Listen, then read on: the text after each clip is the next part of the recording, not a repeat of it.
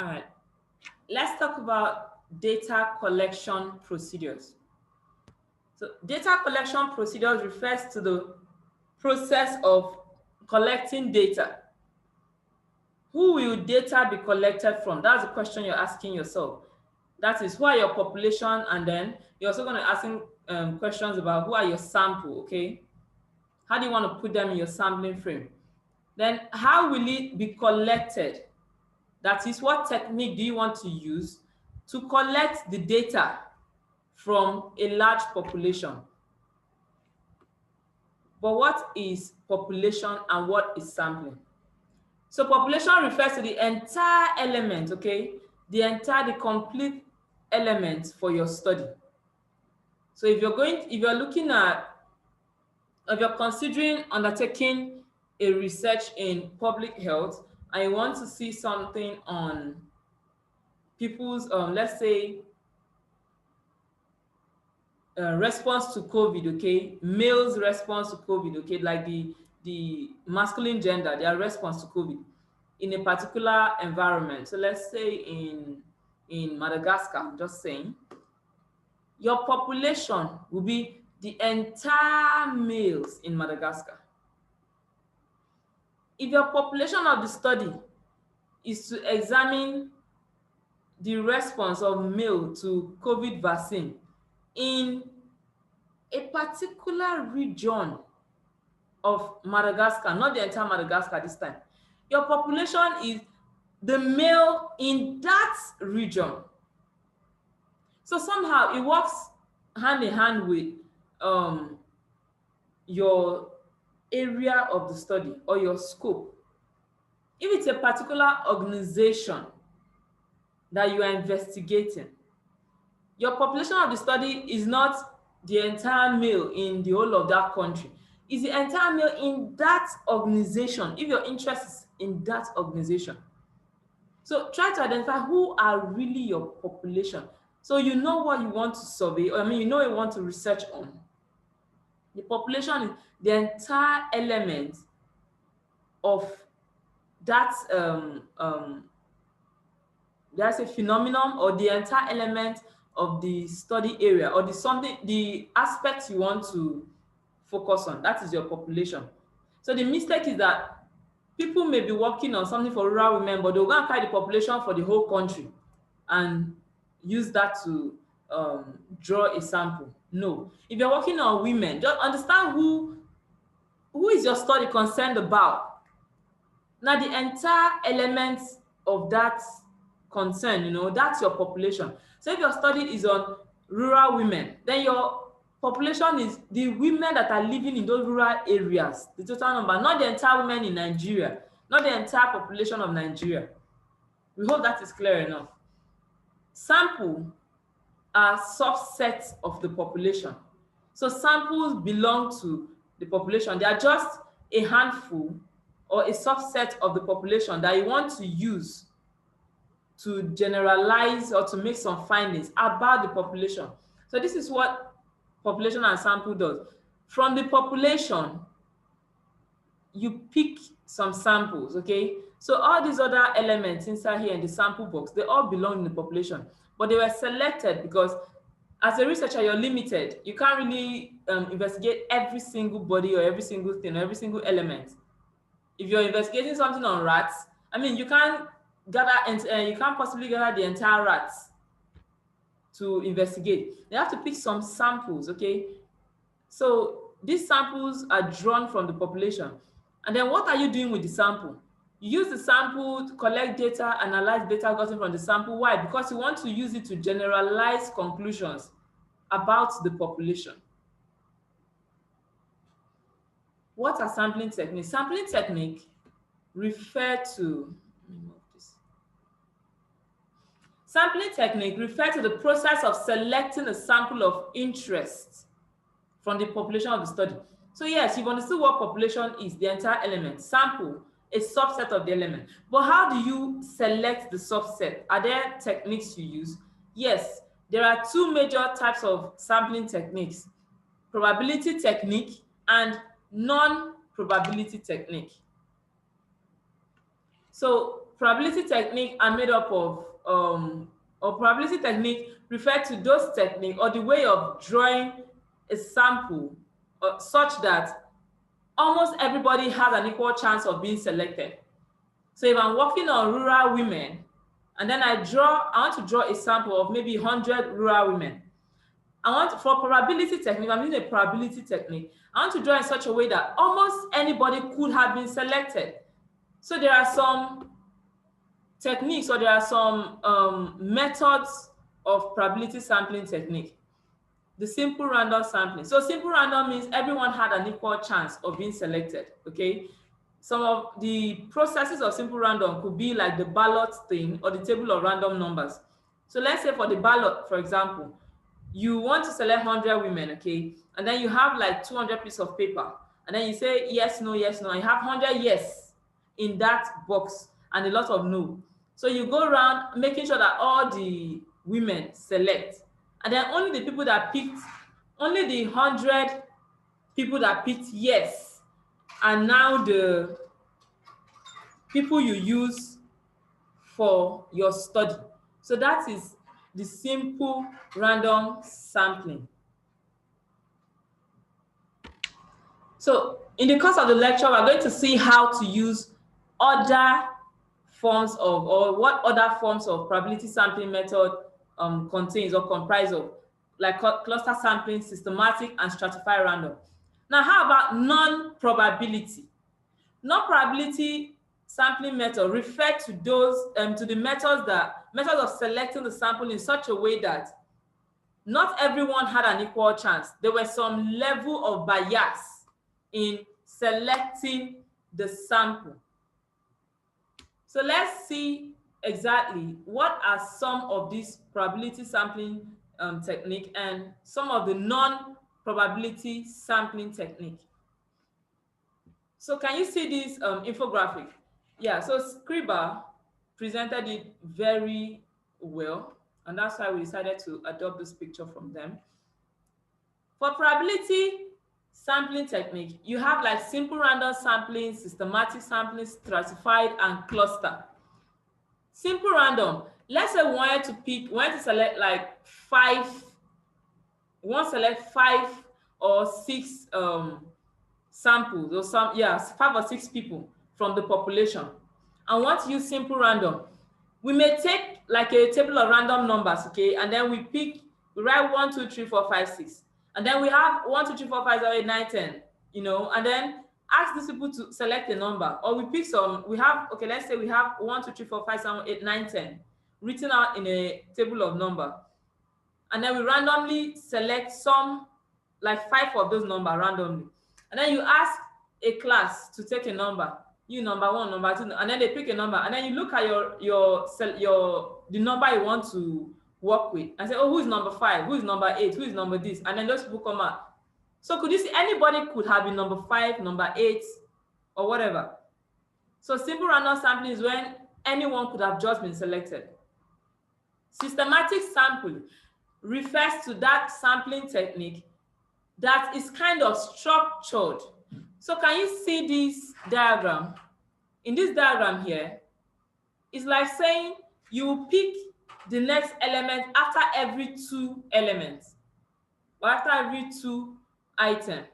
So you start out with this, you didn't pick this first person, you pick the next person. And then you say, after 2 people, you pick the next person. After 2 people, you pick the next person. So this person could have actually been anywhere and could have stood a chance of getting selected. But because it's systematic, there's a system to it, okay? And that's why only these few people are selected after every 2 elements. What of stratified? For stratified, you group the elements according to strata. That's based on some characteristics. So it could be that the green here are female and the blue are male. So you group them and then you randomly select the elements from each of the strata. So let's say you want to select, so these are 5. Okay, we want to select 5, and then you have only 2 strata. So you randomly select 2 from here, and you randomly select 3 from here. But you can see the green have been grouped together and the blue have been grouped together. So when you group your elements in such a way that there are some characteristics you're using to group them, that's you create strata for them, or stratum as the case may be. That stratum is one, strata is for quite a lot of them. So you now randomly select the element from each of the strata. Cluster sample. For cluster, it has to do with, say, location. So you, most times using geographic location. So you have to, or you divide a particular population into several clusters, say maybe states or local governments. And then you use random sampling to select which of the local government, or which of the cluster, not which of the elements you want to work on. Remember that each of the cluster has elements. For cluster sampling, you are dividing it into numerous clusters, and then you are selecting the cluster randomly, not the element. After selecting the cluster, maybe the double stage sampling, you can now use simple random again to select the element, or you can use systematic to select the element. But first, for cluster, you have already grouped the elements into several clusters. You now randomly, or you are using a non-biased way, probability technique, use that to select which cluster or which local government or which states you want to work on. For non-probability, it will be good to pay attention to this arrow sign. It's quite explanatory. So non-probability sampling technique refers to how you select a sample with some level of bias, okay? So in this case, not everyone has a chance of being selected. Somehow you have an influence as a researcher over who is selected and who is not selected. We have the convenience sample. So you can see all these elements around this researcher. This person here is a researcher. You can see all these elements around the person. He only chose the people around him, the people that are very close to him. That is convenient. So he doesn't have maybe the means or the resources to access all these other people who are far away. He only picks these people that are just around him. So when you reach out to someone and say, oh, please help me fill this questionnaire, you just sit down and see someone passing, oh, please, can you help? That's convenience. You're doing it at your convenience. Voluntary response sample. So for voluntary, if you look at the arrow, this time around, it's the respondent that reaches out to the researcher. So it's voluntary, okay? The researcher can announce, okay, please, I'd like about 10 people to help me fill my questionnaire. And then people raise their hands and say, okay, you, sorry. And then he says, you, and you know, they volunteer to do that. So that's voluntary response sample. What of purposive sample? For purposive, it's not the people that reach out to him and he says, oh, I want to work with this person, this person. This time around, it's the researcher that reaches out to the people he wants to work on based on some identified characteristics. So for purposive, which can also be used as judgmental, you already know what you want. You know the kind of question you want to solve. So let's say you're looking at investigating the growth rate of breastfed babies. And then you want to work with the mothers. You go to a community. I mean, there's so many mothers, but your interest is to work with mothers who are breastfeeding. You are the one that decide. You look at a particular woman, oh, is this woman breastfeeding? Will this woman be able to answer my question? Is she literate enough? Is she? And then you decide to use that woman. That is purposive sampling. You're the one that decides to select your sample based on some identified characteristics that you have already kept, or you have already selected, you've already chosen for your research. Snowball sampling. Now look at the way the direction of the arrow is in the snowball sampling. It starts out with the researcher, fine. How many people did the researcher reach out to? 2.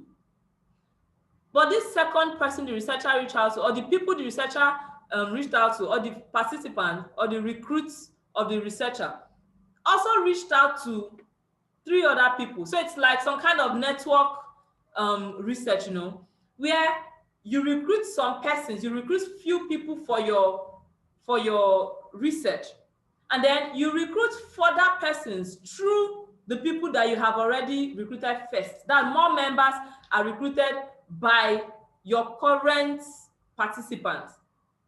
So it's a case of, please help me fill this questionnaire, and then the person fill, or the person gives you some kind of data, and then you say, please, do you know other people that can respond to my question? And they say, okay, yes, I know. Oh, this man is the director of work. Go and meet him. This person is, they are helping you recruit participants for your work. That is snowball sampling. So it snowballs, from small, it keeps getting bigger and bigger. So how do you determine the sample size? How do you want to know whether you want to work with 10 people, whether you want to work with 100 people? Do you just sit down and you come up with a size? Now recall that if you have a very large population, you want to use a sample size that effectively represents that population. So if you have like 1,000 as your population, and then you're working with only 5, for a quantitative study, it will not be accepted, because they expect that 5 is not large enough to generalize. Maybe, if you want to use that to generalize on the whole population, then you must pick a sample size that can really cover. So there are 2 ways to do this if you're using a quantitative study. So for this is determining the sample size if you're working with a quantitative study. For qualitative study, you can decide on any sample. This qualitative study is kind of an in-depth study. So you may not have the time to go do in-depth study with 100 people. That is a lot. You exhaust yourself. You wear yourself out.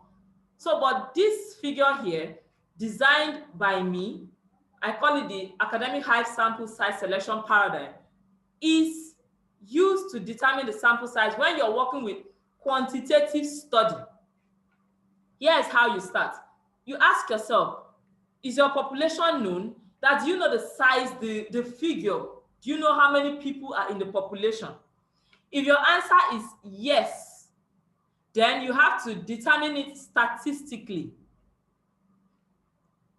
Or you have to ask yourself, do you want to determine it statistically? So let's start again. Is your population known? Yes. The next question is, do you want to determine it statistically if it is known? Because you can actually choose to do a statistical sample size determination. You can choose not to. If you say yes, you want to determine it statistically, then you use any of these 3 methods: Field and Williams formula, Taro-Yamane formula, and Cochran's formula. Do you want to determine it statistically? If your response is no, you want to just pick as much as you can, then go for purposive sampling or convenience sampling. Or purposive. You have to do that purposively. So you're the one to choose who you want to work with, or you can just give it to people around you that you can give, in as much as it's large enough to represent the population. Let's now go back again. Is your population known? No, it means you don't know what your population size is like. Do you want to determine it statistically, even if you don't know the population size? If your answer is yes, then use Topman formula, Kotari formula, or the T or Z test. Is your population known? No, you don't know the size of the population. Do you want to determine it statistically? No, I don't want to determine. Then go back to the purposive and convenience sampling. So we hope that this helps you when determining your sample size for your research.